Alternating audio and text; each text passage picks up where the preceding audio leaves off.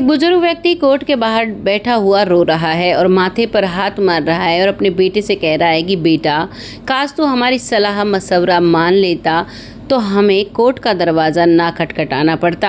आज तक हमारी 7 पीढ़ियों में से कोई भी कोर्ट के दरवाजे पर नहीं आया और तुमने ये क्या कर डाला। बेटा भी ज़ोर ज़ोर से रो रहा है और अपने पिता को चुप करा रहा है। आखिर ऐसा क्या कर दिया था उस बेटे ने, आइए जानते हैं इस कहानी में। नमस्कार, मैं महक चौधरी।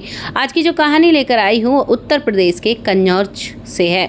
यहाँ पर एक पिता जो कि अपने बेटे को बड़े ही नाज से पालता है और बहुत अच्छे से रखता है। इकलौता बेटा है, माँ है और बेटा है और पिता है। गांव में स्कूली एजुकेशन कंप्लीट करता है और स्कूली एजुकेशन कंप्लीट करने के लिए अब उसे इनाम भी मिलता है क्योंकि वो बहुत ही होशियार था, यानी कि 12th क्लास में बहुत अच्छे नंबर लेकर आता है तो स्कूल से उसे एक इनाम मिलता है। परिवार अच्छा खासा था, खेती बाड़ी किया करते थे, नौकरी से कोई मतलब नहीं था। सिर्फ ये था कि भाई हम लोग अब खेती बाड़ी के साथ साथ पढ़ाई भी करना ज़रूरी है, क्योंकि पहले ना लोगों के पास खेती बहुत हुआ करती थी लेकिन लोग पीठ पीछे अंगूठा छाप किया करते थे। इसीलिए अब वो पढ़ना चाहते हैं लेकिन नौकरी के लिए नहीं, अपनी नॉलेज के लिए। वैसा ही ये परिवार होता है। परिवार का बेटा जिसका नाम आर्यन होता है, अब वो कॉलेज में जाने लगता है। कॉलेज में जब जाता है तो यहाँ पर एक पूनम नाम की लड़की भी पढ़ाई किया करती है। पूनम जो कि नॉर्मल परिवार से थी, लेकिन इसका परिवार ऐसा था कि जो इसकी माँ थी, इसकी ही हर जगह बातें मानी जाती, इसी की बातों को सर्वोपरि रखा जाता और बाकी इसका जो पिता था वो बिल्कुल शांत रहा करता।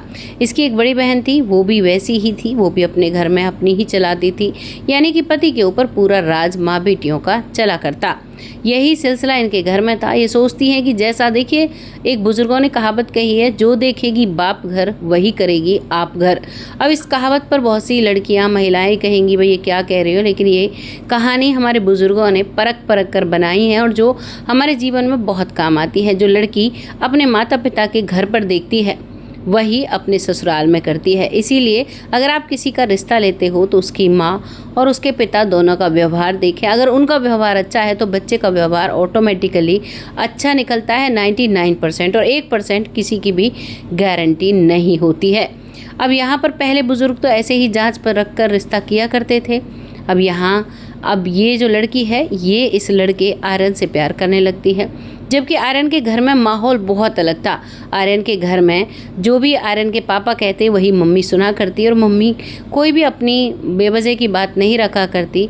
अगर कोई राय भी रखनी तो सिर्फ ये बताया करती थी अगर ऐसा हो जाए तो ठीक रहेगा ना।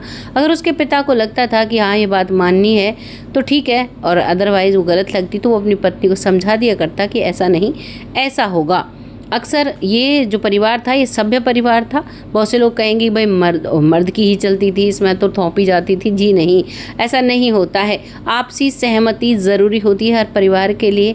अब यहाँ पर अगर एक परिवार में एक व्यक्ति जो खुश है वही हो तो वो होती है एक चीज़ पर थोपना, लेकिन यहाँ पर ऐसा नहीं होता है। यहाँ पर सिर्फ और सिर्फ ये होता है कि जब माता पिता दोनों अगर किसी बात के लिए राज़ी हैं तो वो बात आगे रखी जाती है।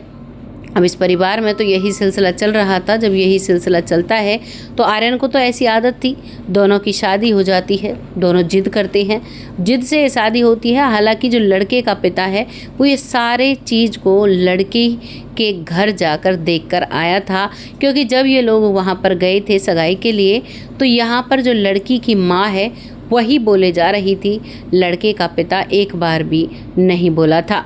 जब वो नहीं बोलता है तो इस बात को महसूस करता है लड़के का पिता आर्यन का, और घर आने के बाद ये भी कहता है कि बेटा मुझे ये रिश्ता सही नहीं लगता। लड़का कहता है कि पापा ये लड़की बहुत अच्छी है। पापा कहता है कि बेटा लड़की भले अच्छी होगी लेकिन लड़की की जो माँ है वो बिल्कुल भी मुझे अच्छी नहीं लगी, उसने अपने पति को बोलने का मौका तक नहीं दिया। अगर तुम्हारी पत्नी ऐसा करती है तो यहाँ पर वो कैसे रह पाएगी, ऐसे कैसे हम उसे बर्दाश्त कर पाएंगे। इस बात को सुनकर बेटा जिद पर अड़ जाता है और कहता है कि नहीं पापा, मुझे तो उसी से शादी करनी है और मैं तो उसके बगैर रह नहीं सकता। अब इकलौता बेटा था, क्या करें, पिता की मजबूरी थी और ये शादी हो जाती है। शादी होने के बाद 1 डेढ़ महीने तक वो लड़की चुपचाप रहती है। कोई दिक्कत नहीं थी, क्योंकि नई नई शादी थी तो आर्यन भी उसकी हर बात को पूरा किया करता। जब भी वो बाहर खाने के लिए कहती तो उसके लिए खाना ला कर दिया जाया करता, कुछ काम की कहती तो उसका काम किया जाता। ऐसे ही बहुत अच्छी ज़िंदगी कट रही थी। लेकिन धीरे धीरे अब वक्त बदलने लगता है दोस्तों, प्यार भी फीका पड़ता है और 1.5 महीने से 3 महीने हो जाते हैं, 3 से 6 महीने हो जाते हैं। लेकिन 6 महीने बाद अब जब जो लड़का है उसका पिता कह रहा था कि बेटा चलो खेतों पर चलना है, लेकिन महिला जो उसकी पत्नी है वो कह रही थी कि नहीं, आज हमें कॉलेज जाना है और आज कैंपेन है कॉलेज की तरफ से, तो वहाँ जाएंगे। लड़का कहता है कि इतनी ज़रूरी नहीं है कॉलेज की कैंपेनिंग, हम तो अपने खेतों का काम करेंगे, वहाँ का तो हमें पता है, जो मार्क्स हमें मिलने वो तब भी मिलेंगे। लेकिन लड़की जिद पड़ती है। अब यहाँ एक तरफ पिता की बात थी और एक तरफ पत्नी की बात थी। दोनों में से अब जो जायज़ बात थी वो पिता की थी कि भाई काम सर्वोपरि होना चाहिए। वो मौज मस्ती के लिए जाना चाहती थी तो वो इस बात पर बहस पड़ती है। इस बात पर आर्यन कहता है कि नहीं, ऐसा नहीं होगा, तुम जो कह रही हो वो गलत है। कैंपेनिंग के लिए तो बार बार होती रहती है, लेकिन खेतों का काम बहुत ज़रूरी है और मुझे अपने खेतों को देखना है। वो कहती है कि तुम तो गंवारी रहोगे, जब तुम्हें खेतों का काम देखना था तो तुमने पढ़ाई क्यों की। ये बात आर्यन को चुभ जाती है। आर्यन कहता है कि एजुकेशन लेकर खेती करना कौन सी गलत बात है, कौन सी किताब में लिखा है, मुझे ये बताओ। यानी कि अब उन दोनों में बहस छिड़ जाती है और बहस में जो लड़की पूजा है वो पीछे बिल्कुल नहीं हटती। जैसे उसकी माँ हट जाया करती थी, जो आर्यन है उसकी पत्नी नहीं हटती है। और आज उसे अपने पिता की वो बात याद आती है जब उसने सगाई करने के लिए गया था, तब कही थी कि बेटा ये तुम्हारे जीवन में बहुत परेशानियां खड़ी कर सकती है। जिसकी माँ ऐसी हो उसकी बेटी कैसी होगी। भाई माँ को देख लो, बेटी का अपने आप अंदाज़ा लग जाता है। अब ये चीज़ देखने के बाद अब वो आर्यन करे तो करे क्या, लेकिन घुटता रहता है। उस वक्त वो चुप हो जाता है। जब उसे लेकर नहीं जाता है तो यहाँ पर पूजा गुस्से में आ जाती है। पूजा कहती है कि मैं तो जाऊँगी और मैंने तो तुमसे लव मैरिज की है, अरेंज तो ये बाद में बनी थी, लेकिन तुम मेरी बात नहीं मानोगे तो फिर मेरी ज़िंदगी तो बेकार है। यानी इस बात की उसे चिढ़ मच जाती है और वो अब इसी बात को इतना बड़ा इशू बना देती है कि कई बार आर्यन ने उसे मनाने की कोशिश करी, लेकिन वो नहीं मानती है और अंततः वो अपने घर चली जाती है। मायके जाने के बाद अब मायके से उसकी माँ से बात होती है और जब माँ से बात होती है तो माँ भी यही बातें कहती है कि मेरी बेटी का काम ज़रूरी था या तुम्हारे पिता का काम ज़रूरी था। अब आर्यन को अपने पिता की एक एक बात सच दिखाई दे रही थी, लेकिन करे तो क्या करे। लड़का कह देता है कि मेरे पिता की चीज़ ज़रूरी थी, वो खेतों में जाने के लिए कह रहे थे, उन खेतों से अनाज उगता है, भैंसों के लिए चारा आता है और हमारी बहुत सारी ज़रूरतें पूरी होती हैं। लेकिन माँ कह देती है कि ऐसा नहीं होगा, जो मेरी बेटी कहेगी वो होगा, तब तो तुम इसे ले जा सकते हो, नहीं तो मेरी बेटी के लिए मेरे घर के दरवाजे खुले हुए हैं। अब आर्यन कह देता है कि मुझे नहीं लाना तुम्हारी बेटी को, अपनी बेटी को अपने पास रखो, मैं अपने घर पर रहूँगा। लेकिन आर्यन का कहीं भी मन नहीं लगता है। धीरे धीरे वक्त निकलता है, 6 महीने और बीत जाते हैं। आर्यन फिर से फ़ोन करता है, लेकिन लड़की अब भी उसी जिद पर अड़ी हुई थी और तो और इसने कह दिया था कि 2 दिन में तुम्हारे घर तलाक का नोटिस पहुंच जाएगा। मैंने तलाक की पूरी कार्यवाही पूरी कर ली है। इस बात को सुनकर और भी आर्यन को बुरा लगता है, लेकिन करे तो क्या करे, रिश्ते दोनों तरफ से निभाए जाए तभी निभ सकते हैं, ऐसे नहीं निभ सकते। अब मजबूरन वो तलाक को एक्सेप्ट करता है और बार बार कोर्ट में उनकी पेशी लगती है, बार बार कोर्ट में जाना पड़ता है। साथ ही साथ जो वो लड़की है वो ऐसे ऐसे एलिगेंस ससुर पर लगाती है, सास पर लगाती है, जो उन्होंने कभी सपने में भी नहीं सोचे।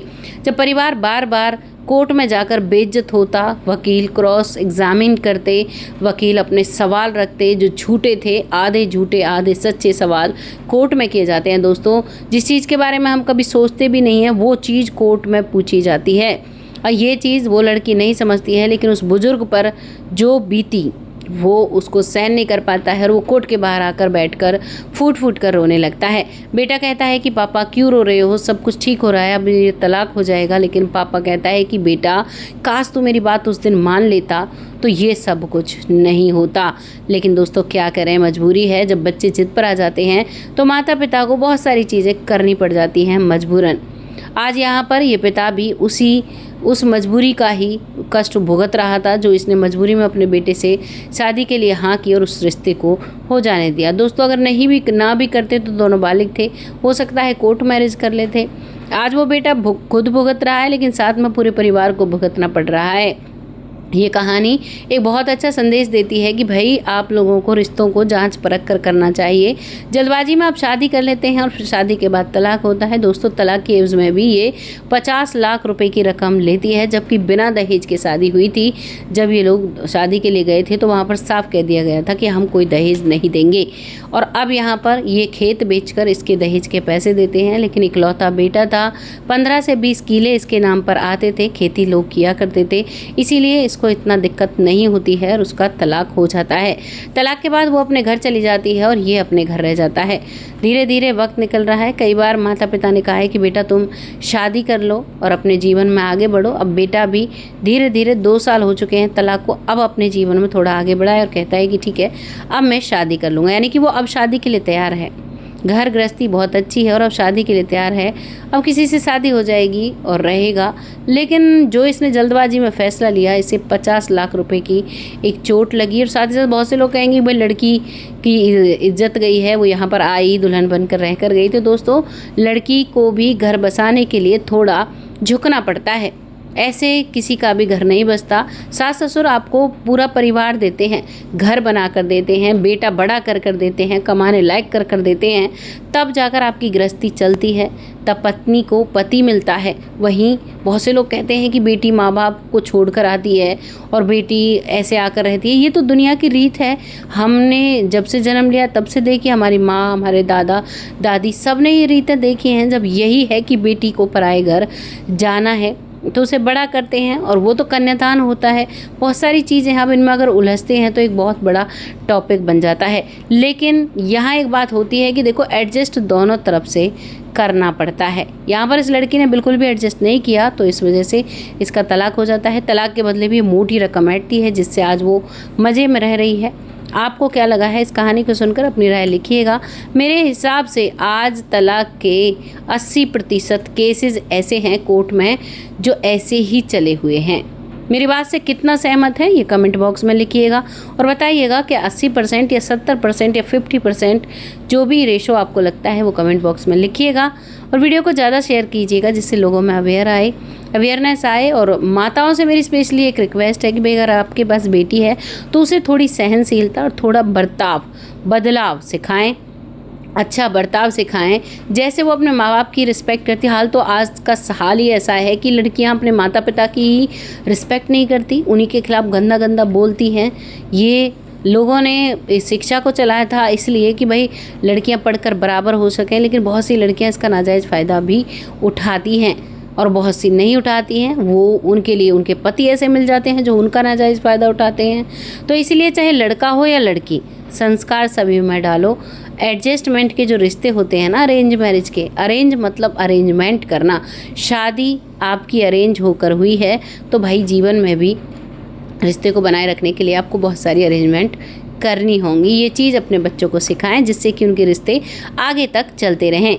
आपको जैसी भी मेरी बात लगी है कमेंट बॉक्स में लिखिएगा। आपका कमेंट मुझे बहुत मोटिवेट करता है और जिससे मैं ऐसी सच्ची और अच्छी घटनाएं आपके सामने लाने में सक्षम हो पाती हूँ। तब तक के लिए जय हिंद, जय भारत।